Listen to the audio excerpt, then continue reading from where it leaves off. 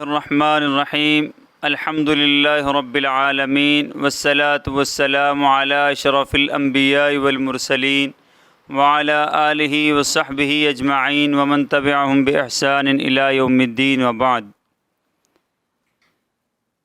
ماہ مقدس رمضان المبارک کے ایام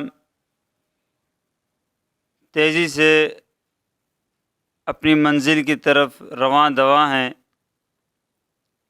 آخری عشرہ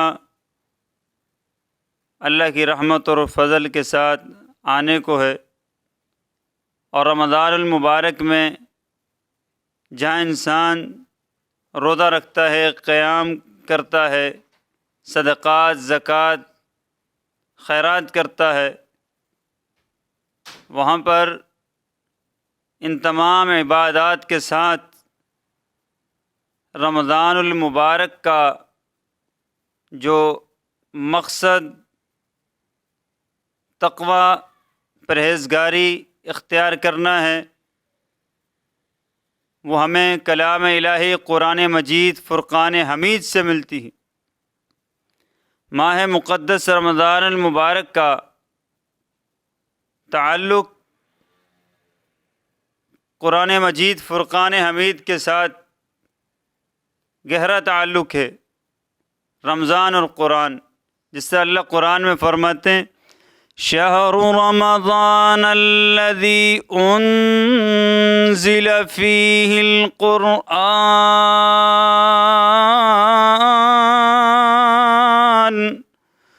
ھدی للناس وبینات من الھدی والفرقان۔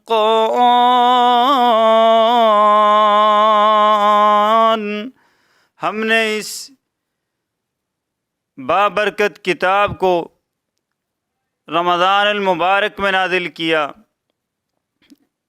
اللہ رب العالمین نے تورات، زبور، انجیل، صحائف کو نازل کیا، لیکن کسی آسمانی کتاب کی اللہ رب العالمین نے ذمہ داری نہیں لی۔ لیکن جب قرآن مجید کی باری آئی تو اللہ خود فرماتے ہیں اِنَّا نَحْنُ نَزَّلْنَا الذِّكْرَ وَإِنَّا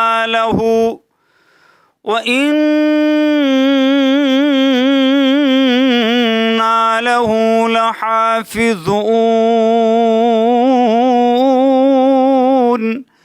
ہم نے اس قرآن مجید کو نازل کیا ہے اور ہم ہی اس کی حفاظت کرنے والے ہیں۔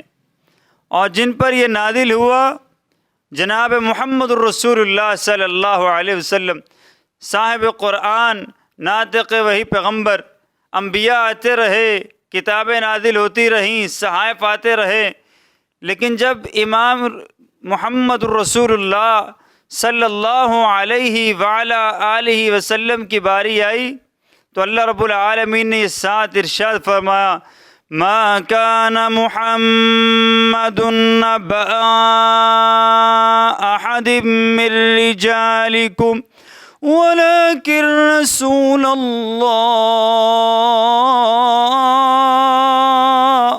وخاتم النبيين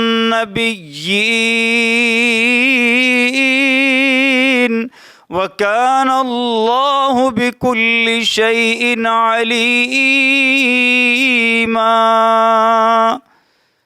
ہم نے جناب محمد الرسول اللہ صلی اللہ علیہ وآلہ وسلم کو خاتم النبیین بنایا، اور جس سے یہ قرآن مجید آخری کتاب ہے، اس کے بعد کوئی آسمان سے کتاب نازل نہیں ہوگی۔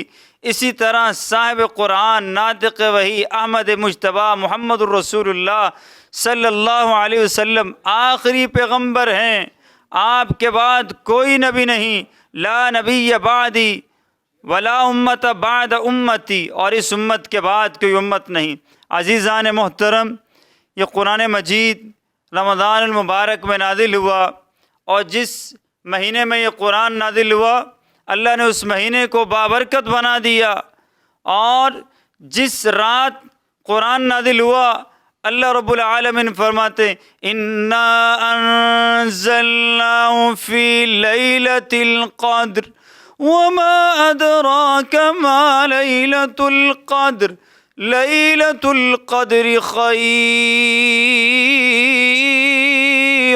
من الف الشہر، اس رات کو اللہ نے 1000 رات کی عبادت سے بہتر بنا دیا۔ آج جس شہر میں نازل ہوا، اللہ اس شہر کی قسم اٹھا کر فرماتے ہیں والتین والزیتون وطور سینین